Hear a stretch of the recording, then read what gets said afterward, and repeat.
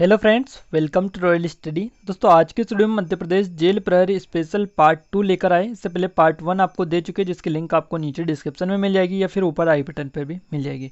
आज हम सामान्य विज्ञान के जो क्वेश्चन आपके एग्जाम में पूछे गए थे वो डिस्कस करेंगे। इसके अलावा जो एडिशनल इन्फॉर्मेशन होंगी उनसे संबंधित वो भी आपको यहाँ पर क्लियर की जाएगी। तो कम्प्लीटली जो आपका सेकेंड जो पेपर हुआ था, यानी 1 तारीख का जो पेपर है वो यहाँ पर हम डिस्कस करेंगे, सेकेंड शिफ्ट का। तो आप देख लीजिएगा और आप जो है पीडीएफ वहाँ से आप ले सकते हैं। जेल प्रहरी की प्रीवियस ईयर 2018 का जो 1 अक्टूबर को हुआ था 2 बजे से आपका 5 बजे तक, उस पेपर को हम डिस्कस कर रहे हैं। सॉरी, 2 बजे से 4 बजे तक 2 घंटे का पेपर होता था। तो ये आपको याद रखना है, क्लियर है। तो वहाँ से आप पीडीएफ उसकी ले लीजिएगा। बाकी जो एडिशनल इन्फॉर्मेशन आपको देने वाले हैं वो बहुत ज़्यादा आपकी काम की है, क्योंकि उनसे आपके क्वेश्चन बनने भी वाले हैं। तो चलिए बिना टाइम वेस्ट के स्टार्ट करते हैं आज का वीडियो। उससे पहले अगर आपने अभी तक चैनल को सब्सक्राइब नहीं किया, सब्सक्राइब कर लीजिएगा, बेल आइकन को दबा दीजिए ताकि ऐसे वीडियो आपको रेगुलर मिलते रहे। देखिए फ्रेंड्स, हमने आपको पिछले पार्ट में क्वेश्चन दिया था कि लाल रक्त कण जो होते हैं आरबीसी, इनका निर्माण कहाँ पर होता है। तो आप सभी लोगों ने काफ़ी अच्छा रिस्पॉन्स इस पर दिया। सभी लोगों ने इसका जो है सही आंसर हमें क्लिक करके बताया है। क्लियर चीज़ें। तो इसका जो सही जवाब दिया है वो लाल अस्थि मज्जा दिया है सभी लोगों ने। बिल्कुल आपका जो सही जवाब रहेगा वो बी ऑप्शन यहाँ पर सही जवाब रहेगा। बोन मेरो यहाँ पर किसी ने दिया है, देखिए बोन मेरो। तो ये आपका सही जवाब है, आपका लाल अस्थि मज्जा। क्लियर है। तो ये विक्की रघुवंशी, इसके अलावा प्रकाश डीपी पटेल, इसके अलावा संजय कुशल ये लिखते हैं। क्या लिखते हैं ये देख लेते हैं, 1 मिनट। हिंदी स्टार्ट कर दो महाराज। अब देखिए ये ऐसा कमेंट इन्होंने लिखा है, तो कोई बात नहीं, कमेंट तो इन्होंने किया है आखिर, तो चलता है, ऐसा कुछ भी है। तो इन्होंने थैंक्स सर लिखा है। ये बी ऑप्शन जो है यहाँ पर इन्होंने लिखा है जो राइट है। तो देखिए जे सिंह, इसके अलावा जो है प्रदीप कुमार साक्यवर, इसके अलावा काजल यादव ने भी रेड बोन जो मेरो है ये यहाँ पर क्लिक करके बताया है। तो देखिए यहाँ पर इन सभी लोगों ने काफ़ी अच्छा रिस्पॉन्स दिया है। काफ़ी अच्छी चीज़ें हर वीडियो के नीचे ये लोग कमेंट भी करते हैं, तो हमें उससे अच्छा मोटिवेशन मिलता है कि चलो कोई ना कोई तो हमें कमेंट बॉक्स में कमेंट करके बताता है कि ये कौन सा आंसर इसका सही जवाब है। तो देखिए यहाँ पर इसका लाल जो अस्थि मज्जा है ये सही जवाब रहेगा। बाकी आज के क्वेश्चन की ओर आगे बढ़ते हैं हम। आज का क्वेश्चन आपका है कोशिका की आत्महत्या की थैली कहलाता है, यानी कोशिका की आत्महत्या की थैली कौन कहलाता है। यहाँ पर भी आपको 4 ऑप्शन मिले हुए हैं। 4 ही ऑप्शन जाने पहचाने, कोई भी अजनबी इसमें नहीं है। अयुब का आपने अगर साइंस पढ़ा है, उसमें बायोलॉजी पढ़ा है, तो इन सभी को आप जानते होंगे। तो जल्दी से जाके कमेंट बॉक्स में कमेंट करके बताइएगा कि इसका क्या सही जवाब रहेगा, ताकि नेक्स्ट वीडियो में जो है आपका कौन सा जो क्वेश्चन का आंसर है वो भी पिक हो सके। क्लियर है। तो जल्दी से जल्दी जाके यहाँ पे हमें कमेंट बॉक्स में कमेंट करके बताइएगा। अब चलिए हम स्टार्ट करते हैं। उससे पहले आपको बता दें कि टेस्ट सीरीज के माध्यम से अगर आप मध्य प्रदेश जेल प्रहरी, Madhya Pradesh police sub inspector, इसके अलावा एमपीपीएससी की तैयारी कर रहे, सर्वश्रेष्ठ तरीके से इसकी तैयारी करना चाहते हैं, तो आपको पूरे 50% का इस पर डिस्काउंट भी चल रहा है। आपको हमारे कूपन कोड ROYJJU50 को यूज करना होगा। इनको यूज करते ही आपको पूरे 50% का डिस्काउंट मिल जाएगा। नीचे डिस्क्रिप्शन में लिंक मिलेगी, वहाँ से जाकर इसको यहाँ पर डाउनलोड कर सकते हैं, डिस्काउंट का पूरा लाभ उठा सकते हैं। देखिए फर्स्ट क्वेश्चन आपके सामने, निम्नलिखित में से क्या त्वरण की इकाई है। अब ये क्वेश्चन आपसे सबसे पहले पूछा गया था, फर्स्ट क्वेश्चन ये था आपके एग्जाम में। अब देखिए निम्नलिखित में से क्या त्वरण की इकाई है। तो देखिए त्वरण यानी एक्सेलरेशन यहाँ पे इसको बोला जाता है। त्वरण को क्या बोला जाता है, एक्सेलरेशन बोला जाता है। अब इसकी इकाई आपको बतानी है, तो इसकी जो इकाई होती है वो होती है मीटर प्रति सेकंड। ठीक है, क्या होती है, मीटर प्रति सेकंड होती है। तो यहाँ पर आपका जो सही जवाब रहेगा वो रहेगा option number 4, meter second. Clear है, याद रखना है आपको यहाँ पर। क्लियर है। और देखिए यहाँ पर आपको थोड़ा सा जो है आपका जो थर्ड ऑप्शन दिखाई दे रहा है, इसमें भी आपको थोड़ा सा सेम दिखाई दे रहा है, बट यहाँ पर जो है लिखने में थोड़ी सी गलती होगी, उसके लिए क्षमा चाहेंगे। बट आपका जो है 4th ऑप्शन इसका सही जवाब रहेगा, आप याद रखिएगा। क्लियर चीज़ें। इसके अलावा यहाँ पर हम बात करें थोड़ी सी और, तो देखिए त्वरण किसे कहते हैं, हम एक्सेलरेशन के बारे में बात करें तो ये क्वेश्चन भी आपके एग्जाम में पूछा जाता है, और पूरी डेफिनेशन यहाँ पर दे रखी होती है आपकी क्वेश्चन में, और उसमें एक जगह छोड़ दी जाती है बीच में, और उसको आपको पूछ लिया जाता है कि ये इनमें से ऑप्शन में से क्या यहाँ पर आएगा। तो इस टाइप से क्वेश्चन यहाँ पर पूछे जाते हैं, बहुत ज़्यादा पूछे जाते हैं। और देखिए ये उदाहरण टाइप के जो क्वेश्चन होते हैं दैनिक जीवन से रिलेटेड, वो बहुत ज़्यादा आपके एग्जाम में एमपी पुलिस, एसआई, इसके अलावा जेल प्रहरी में इनमें पूछे जाता है व्यापम के द्वारा। तो उनको ही हम प्रैक्टिस करने की कोशिश कर रहे हैं, ताकि आपको से ज़्यादा क्वेश्चन बने और इस टाइप के क्वेश्चन से आपकी अच्छी प्रैक्टिस हो जाए। उसके बाद में जैसे ही आप एग्जाम हॉल में उनको सोल्व करें तो आपको ज़्यादा टाइम भी नहीं लगेगा उनको सोल्व करने में, क्योंकि आपकी यहाँ पर प्रैक्टिस अच्छे से हो जाएगी। तो देखिए त्वरण की अगर हम बात करें तो त्वरण किसे कहते हैं, एक्सेलरेशन जो होता है वो किसे कहते हैं।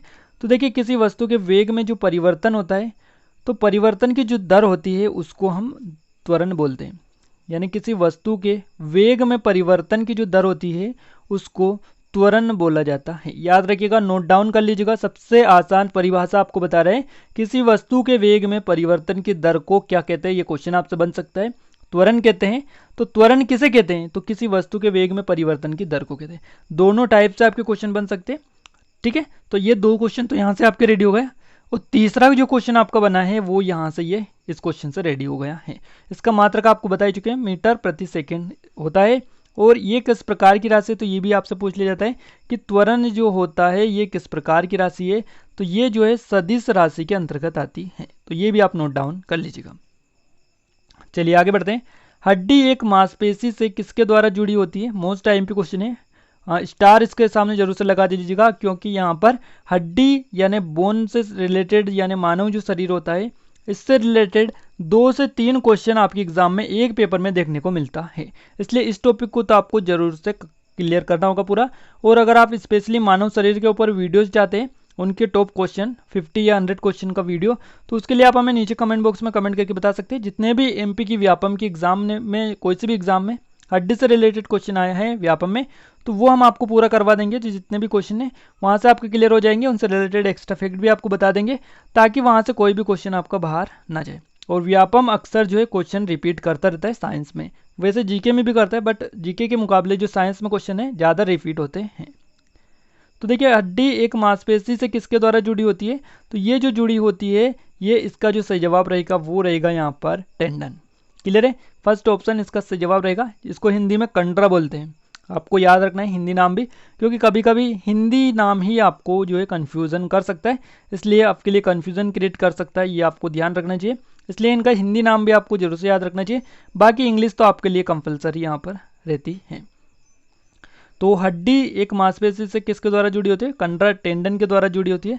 आपको थोड़ी सी चीज़ें और बता देते हैं। देखिए हड्डी दूसरी हड्डी से किसके द्वारा जुड़ी जाती है, तो एक हड्डी दूसरी हड्डी से जुड़ी जाती है, वो लिगामेंट के द्वारा जुड़ी जाती है। किसके, लिगामेंट जो होता है इसको स्नायु भी बोलते हैं। देखिए साइंस की लैंग्वेज में स्नायु उसको बोला जाता है, स्नायु यहाँ पर मेंशन हो रखा है।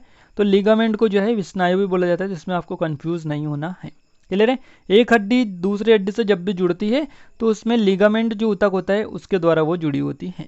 वहीं हड्डी एक मांसपेशी से जब जुड़ती है तो वो टेंडन के द्वारा जुड़ती है। टेंडन जो नामक जो ऊतक है उससे जुड़ी होती है। तो ये आपको विशेष करके याद रखना है।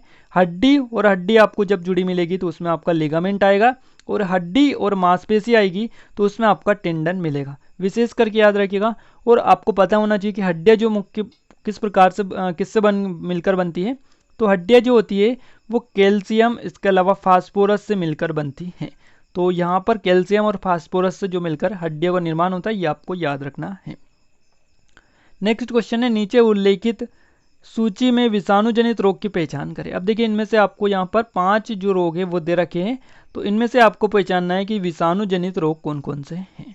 तो देखिए सबसे पहले हम बात करें टाइफाइड के बारे में। तो देखिए टाइफाइड जो है ये किस प्रकार का रोग है, तो टाइफाइड जो है ये आपका परजीवी रोग है। याद रखना है, परजीवी रोग है, ये आपका विषाणु जनित रोग नहीं है, ये आपका जीवाणु जनित रोग है। क्लियर है, तो ये जो है आपका ये तो गलत हो गया, आपको विषाणु जनित करना है पर ये जीवाणु जनित है, तो ये टाइफाइड तो आपका गलत हो गया। इसके अलावा नीचे आता है आपका खसरा। अब देखिए खसरा के बारे में हम देखें तो यहाँ पर जो खसरा जो होता है ये आपको थोड़ा सा याद रखना है, ये कन्फ्यूज़न में जरूर से डाल सकता है। तो यहाँ पर अगर हम बात करें डेंगू ज्वर के बारे में, तो डेंगू ज्वर के बारे में आप बात कर लीजिएगा। डेंगू ज्वर और पीत ज्वर, मस्तिष्क ज्वर, ये जो है आप के लिए कन्फ्यूज़न क्रिएट कर सकते हैं, बट आपको कन्फ्यूज़ बिल्कुल भी नहीं होना है। इनमें हम आपको ऐसे ट्रिक बताएंगे जिनके माध्यम से आप आसानी से पहचान सकते हैं। क्लियर है चीज़ें। और एक ट्रेस जो होता है एंट्रैक्स, ये भी आपको के लिए कन्फ्यूज़न क्रिएट कर सकता है, तो इसको भी आपको याद रखना है, एंट्रैक्स। और इसके अलावा एक होता है मलेरिया। तो आप सभी को पता होगा मलेरिया किसके लिए यूज किया जाता है, मलेरिया जो होता है वो, और इसके अलावा एक पीलिया भी होता है। तो इन सभी की ट्रिक आपको बता देंगे जिससे आपको परमानेंटली याद हो जाएगा। तो देखिए यहाँ पर इस क्वेश्चन का अगर हम सही जवाब आपको बताएं तो जीवाणु जनित जो रोग है इनमें से कौन कौन से है, तो इनका जो आपका सही जवाब रहेगा वो रहेगा, एक तो खसरा होता है जीवाणु जनित रोग, इसके अलावा एक जो है आपका डेंगू ज्वर जो होता है ये होता है विषाणु जनित रोग। तो खसरा और डेंगू ज्वर जो है दोनों आपके जीवाणु जनित रोग हैं। सॉरी विषाणु जनित, ये आपको याद रखना है, यहाँ पर विषाणु जनित है और ये दोनों जो है विषाणु जनित रोग है। बाकी टाइफाइड, एंथ्रेक्स और मलेरिया जो है ये जीवाणु जनित रोग है, तो इनमें आपको कन्फ्यूजन नहीं होना है। बाकी हम आपको एक स्पेशली तरीके से बता देते हैं। देखिए यहाँ पर विषाणु जनित के बारे में हम बात करें तो देखिए हेपेटाइटिस जो होता है, हेपेटाइटिस जिसको पीलिया भी बोला जाता है, पीलिया हेपेटाइटिस बी के अंतर्गत आता है, तो पीलिया हो गया, हेपेटाइटिस हो गया, इसके अलावा रेबीज हो गया, क्लियर है। इसके अलावा डेंगू भी आपका आता है जो है विषाणु के अंतर्गत। वहीं चिकनगुनिया जो होता है वो भी आपका विषाणु के अंतर्गत ही आता है। और एक होता है पित्त ज्वर, मस्तिष्क ज्वर, ये जो ज्वर वाले आ रहा है ये भी आपके किस में आएंगे, ये भी आपके विषाणु जनित में आएंगे। और डेंगू ज्वर जो होता है वो आपका पित्त ज्वर, मस्तिष्क ज्वर, ज्वर वाले जो है वो आपके विषाणु जनित में ही आएंगे। इसके अलावा इन्फ्लुएंजा जो होता है, फ्लू या इन्फ्लुएंजा, वो भी विषाणु जनित होता है। और चेचक जो होता है वो भी विषाणु जनित होता है। इसमें आपको याद रखना है विशेष करके इन सभी नामों को। इसके अलावा आपको जीवाणु जनित नाम भी आपको बता देता है कि आपको याद रहे। देखिए विषाणु जनित जो रोग है उनको तो आपको क्लियर कर चुके हैं। जीवाणु जनित रोग में सबसे पहले आता है टाइफाइड, क्लियर है। टाइफाइड जो है ये आपका जीवाणु जनित रोग है। 6 रोग जो होता है ये भी आपका जीवाणु जनित है। अतिसार भी होता है वो भी आपका जो है जीवाणु जनित है। कुकर खांसी जो होती है वो भी जीवाणु जनित है। हैजा आपने नाम सुना होगा, ये भी जीवाणु जनित है। और आपका जो एक छोटी माता रोग भी होता है, छोटी माता, ये जो है ये भी आपका जीवाणु जनित रोग है। तो ये सभी जीवाणु जनित है। बाकी विषाणु जनित भी आपको बता चुके हैं। उस अजैव कारक की पहचान कीजिए जिसके परिणाम स्वरूप भंडारण हानि होती है। देखिए भंडारण जो है आपको पता होगा, स्टोरेज जिसको बोला जाता है, किसी भी जैसे कि अन्न जो होता है उसका भंडार, तो भंडार गृह जो होता है, भंडारण उसको स्टोरेज बोलते हैं, स्टोरेज। तो भंडार जो होता है वहाँ पर जो उस अजैव कारक की पहचान करना है आपको जिसके परिणाम स्वरूप जो भंडार गृह है उसमें भंडारण जो चीज़ें हो उनमें हानि होती है।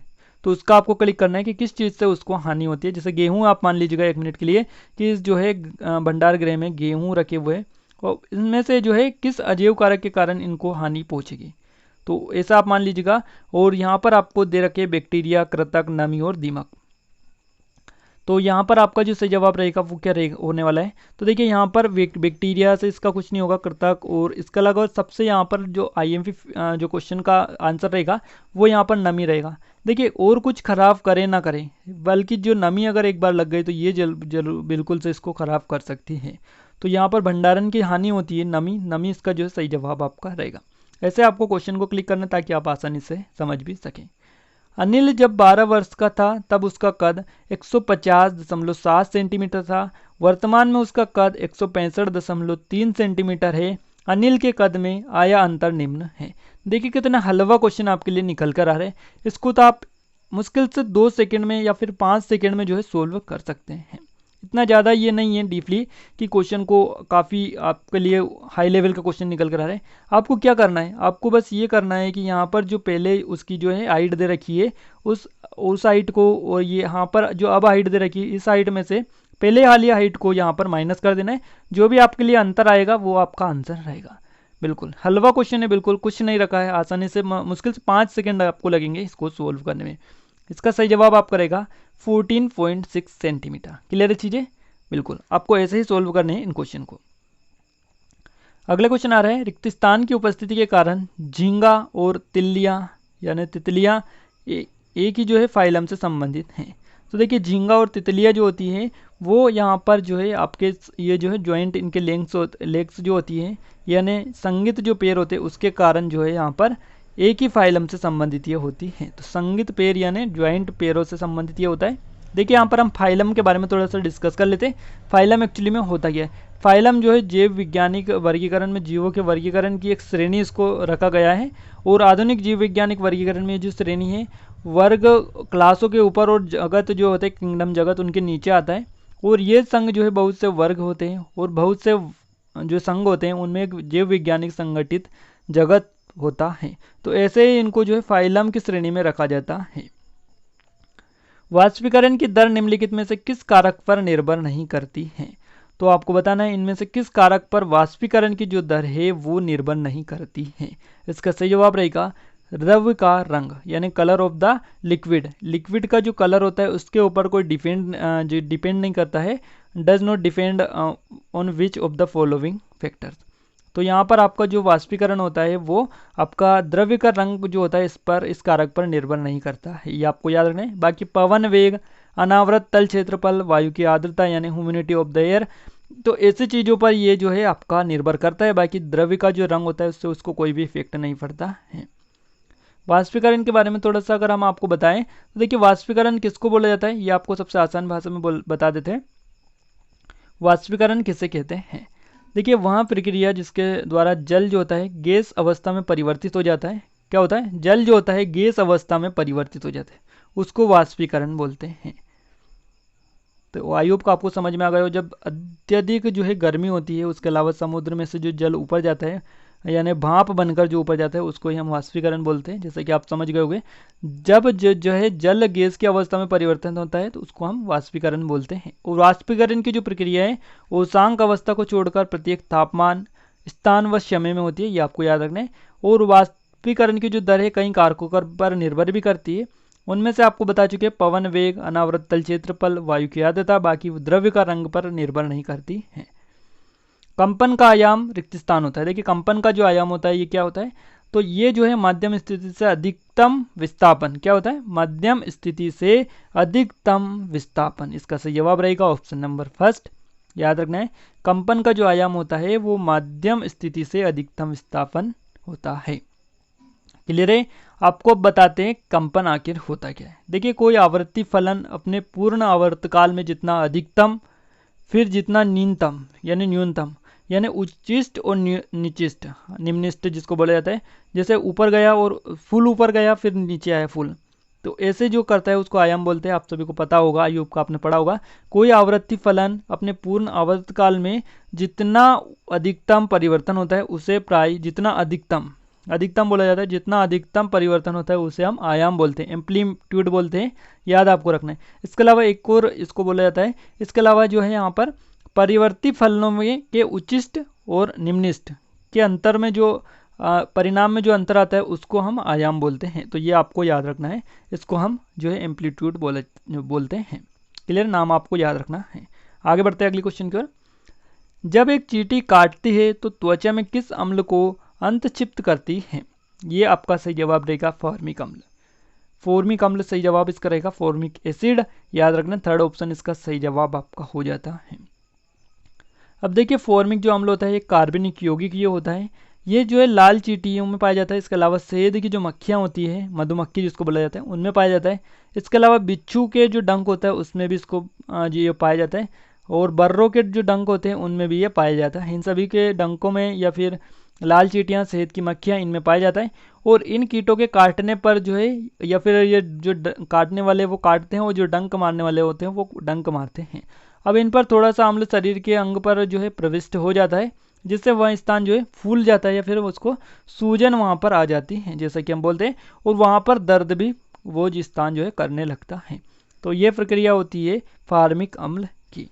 क्लियर है? और इसके अलावा इसका सूत्र की हम बात करें कि इसका सूत्र क्या होता है, तो इसका सूत्र होता है CH2O2, या नाम आपको याद रखना है CH2O2। तो ये भी आपको सूत्र भी आपको याद रखना है, कभी कभी पूछ लिया जाता है। एक छोटे खंड से पूर्ण जीव में वृद्धि करने की एक जीव की क्षमता को क्या कहते हैं? तो देखिए एक छोटे से खंड से पूर्ण जीव में वृद्धि करने की एक जो जीव की क्षमता होती है उसको हम बोलते हैं पुनर्जनन यानी रीजनरेशन। आपका सही जवाब रहेगा ऑप्शन नंबर फर्स्ट। देखिए पुनर्जनन किसे कहते हैं ये हम आपको सबसे सटीक तरीके से बता देते हैं। एक छोटे खंड से पूर्ण जीव में वृद्धि करने की एक जीव की जो क्षमता होती है उसको ही पुनर्जनन कहते हैं। आपको परिभाषा जो है जो कि अर्थ जो है क्वेश्चन को उसी में मिल गया है, पूरी चीज़ें क्लियर है। और यहाँ पर हम बात करें थोड़ी सी और, तो देखिए जो खंड होते हैं ये प्रत्येक खंड अपने खोए हुए भागों का विकास कर पूर्ण विकसित नए जीवों में परिवर्तित हो जाते हैं और सामान्यतः जीवन यापन करते हैं। यहाँ पर एक होता है स्पाइरोगायरा, इसके अलावा हाइड्रा और प्लेनेरिया, ये जो है स्वतंत्र जीवी फीताकर्मी है, इनको टेपवर्म बोला जाता है। और इस प्रकार ये जो है अन्य जनन या फिर पुनर्जनन करते हैं, ये आपको याद रखना है। अगर हम प्रेक्षित करें कि हवा स्थान ए से स्थान बी की ओर जा रही है तो क्या है? आपको बताना है कि क्या है। स्थान ए उच्च ऊंचाई पर है और बी जो है निम्न ऊंचाई पर है। स्थान ए उच्च दाब पर है और बी निम्न दाब पर है। स्थान बी उच्च दाब पर है और स्थान ए निम्न दाब पर है। स्थान बी उच्च ऊंचाई पर है, स्थान बी जो है निम्न स्थान ए और निम्न ऊंचाई पर है। तो आपको यहाँ पर क्लिक करना है, इसका सही जवाब क्या रहेगा। तो देखिए यहाँ पर हवा जो है ए स्थान से बी स्थान की ओर जा रही है, तो आपको क्लिक करना है। तो देखिए इसका जो सही जवाब रहेगा वो क्या रहेगा। देखिए कभी भी हवा जो है ए स्थान से बी स्थान तक जाती है तो उसमें क्या होता है, वो जहाँ पर निम्न दाब होता है उस तरफ जाती है। यानी यहाँ पर अगर हम बी स्थान पर जा रही तो यहाँ पर ओब्वियसली निम्न दाब होगा यहाँ पर, जब भी स्थान ए से स्थान बी की ओर जा रही है तो स्थान ए पर उच्च दाब हो जाएगा और स्थान बी पर क्या होगा, निम्न दाब हो जाएगा। तो ये आपको याद रखना है, स्थान ए पर उच्च दाब हो जाएगा और स्थान बी पर निम्न दाब हो जाएगा। तो इस क्वेश्चन में हम देख लेते हैं आंसर में कौन सा जो मैच खा रहा है। यहाँ पर जो मैच खा रहा है वो खा रहा है स्थान ए उच्च दाब पर है और स्थान बी जो है निम्न दाब पर है। तो यहाँ पर आपका सेकेंड ऑप्शन सही जवाब इसका हो जाता है। क्लियर है, बिल्कुल आप आसानी से सही तरीके से आसानी से कर सकते हैं, कोई दिक्कत इसमें नहीं है। अब आपको बताते हैं कि उच्च दाब एक्चुअली में होता क्या है। उच्च दाब की आपको परिभाषा बता देते जिसको आप आसानी से याद रहे। अब देखिए जहाँ पृथ्वी के अन्य स्थानों की तुलना में अधिक वायुदाब होता है वहाँ पर उसको उच्च दाब कहते हैं। कहाँ पर, जहाँ पर पृथ्वी के अन्य स्थानों की तुलना में अधिक वायुदाब होता है। अब निम्न दाब आपको बताते हैं। देखिए निम्न दाब क्षेत्र या इसको बोला जाता है निम्न दाब क्षेत्र या निम्न दाब क्षेत्र।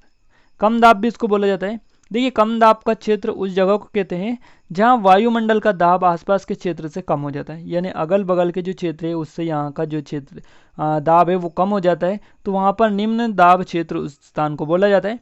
और जब आसपास के क्षेत्र में दाब अधिक होता है तो वहाँ हवा जो है उस स्थान से निम्न दाब की ओर आने लगती है। तो देखिए उच्च दाब में जो है अगल बगल से जो है यहाँ पर दाब रहता था और यहाँ पर जो है अगल बगल से ज़्यादा कम यहाँ पर दाब रहता था। तो यहाँ पर उच्च दाब हो गया, यहाँ पर निम्न दाब हो गया। तो यहाँ पर उच्च दाब वाले स्थान से जो है हवा जो जाती है वो निम्न स्थान पर जाती है। तो ये आपका बी हो गया, यहाँ पर ये आपका यहाँ पर ए हो गया, यहाँ पर बी हो गया। तो ओबियसली यहाँ पर ए स्थान से बी स्थान की ओर ही जाएगी हवा, क्योंकि यहाँ पर उच्च दाब है और यहाँ पर निम्न दाब है। तो इसे आपको याद रखना है ताकि कोई भी आपको कंफ्यूज ना कर सके। क्लियर है। और इसके साथ कई बार बादल भी आ जाते हैं बीच में, तो जो वहाँ पर जो वर्षा का मुख्य कारण बनते हैं वो बादल ही बनते हैं उच्च दाब और निम्न दाब की परिस्थिति में। जब हम पहाड़ पर ऊपर चढ़ते हैं तो क्या होता है। देखिए जब भी हम पहाड़ पर ऊपर चढ़ते हैं तो तापमान और दाब दोनों यहाँ पर जो है डिक्रीज होते हैं। याद रखना है, तापमान और जो है दाब यानी टेम्परेचर और प्रेशर जो है दोनों डिक्रीज होते हैं। याद रखना है आपको, आपका जो सही जवाब रहेगा वो ऑप्शन नंबर 4 हो जाता है। अगला क्वेश्चन है, पानी के क्वथनांक को क्या होगा जब थोड़ा सामान्य नमक पानी में डाला जाए और फिर उसको गर्म किया जाए। तो ऐसा करने पर जो है पानी का क्वथनांक जो है 373 जो डिग्री होती है 373 केल्विन इसके जो है नीचे ऊपर बढ़ जाएगा। क्या होगा, इसके ऊपर बढ़ जाएगा। वो पानी का जो क्वथनांक होगा 373 के ऊपर पहुंच जाएगा या फिर बढ़ जाएगा। आगे बढ़ते हैं। जंग रोकने के लिए सबसे अच्छी विधि का चयन करिए। तो जंग रोकने के लिए कौन सी है, गैल्वेनाइजेशन आपको पता होगा, गैल्वेनाइजेशन आपको पता होगा, जस्तीकरण हिंदी में तो आपने पढ़ा होगा। जस्तीकरण किसको बोलते हैं। तो देखिए जंग से बचाने के लिए लोहे की जो चादर होती है उनका जस्तीकरण किया जाता है जिससे वे ज़्यादा चल सके। तो इसलिए जस्तीकरण किया जाता है ताकि जंग उन पर किसी भी प्रकार की ना लगे। तो सबसे अच्छी विधि यही होती है जस्तीकरण की, ये आपको याद रखना है। क्लियर है। इसके अलावा एक और होती है क्रिस्टलीकरण। ये क्रिस्टलीकरण क्या होता है ये आपको बता देते हैं।